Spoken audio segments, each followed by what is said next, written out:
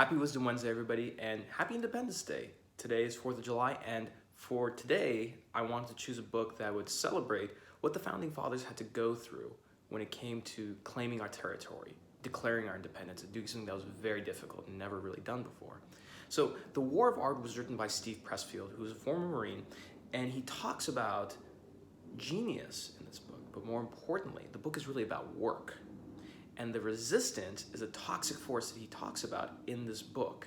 So what is the resistance? The resistance is that thing that bubbles up when you're about to do work that matters, but then you get distracted by social media or that favorite TV show. And instead of putting your startup out there and sketching the idea and saying, tomorrow is not tomorrow anymore, today is the day we do it, you say, oh, I'm gonna go to one more course. I'm not quite ready yet. That's the resistance. And the bigger the goal or work that you're about to do is, and the more it's important to your soul, the resistance will double down its efforts because it plays for keeps. Now, no doubt the Founding Fathers had their own resistance to fight against, not necessarily Britain, but within their own minds to say, hey guys, we've never done this before. We never started a country, and we're gonna declare our independence from the world's most powerful empire? We can't do that. Plenty of ways that the resistance was trying to keep them down, but they fought through it. So, in honor of what it takes to be independent, to be free, to do the work regardless of what's going on, I'm going to go through what it takes to claim a territory, but more importantly for us here on LinkedIn, a professional territory. So number one, the territory has to provide sustenance. Claim a territory that you know will somehow give back. And that doesn't mean just financially. It can mean for your soul, things that feel right. And this is where you have to listen to your intuition, and you'll know. Because intuition will never give you details. But deep down in your heart, you'll know you're doing the right thing, and it feels right.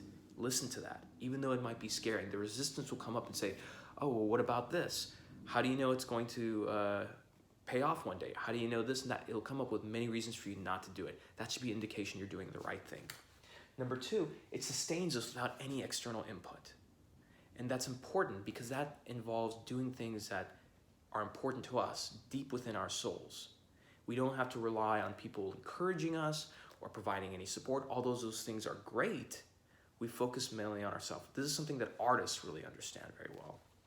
Number three, it can only be claimed alone. Now, the Founding Fathers teamed up with each other, but each one of them had a dream and a focus in mind that they had to claim out. If you look at Benjamin Franklin, he was quite the inventor, quite the tinkerer. He focused on those things, and he pursued the things that made him happy and did it without any external input and did it alone. If people joined him, all the better.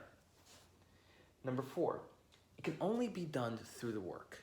Now, regardless of what you do, regardless of how much you love it, showing up consistently every day for the same love of the work is what will pay off.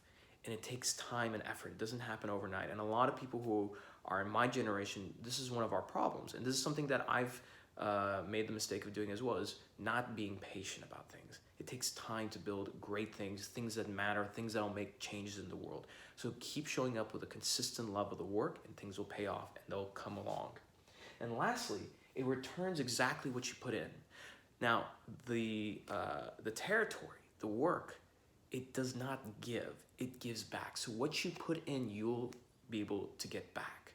And again, it takes time and effort.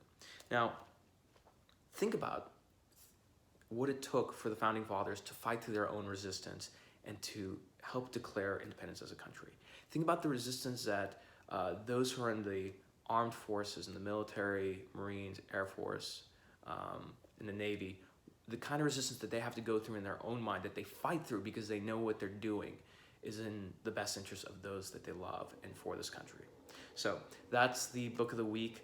I hope you have a happy 4th of July. And if you see someone who served in our armed forces, regardless of your political position, go up to them, shake their hand, tell them thank you.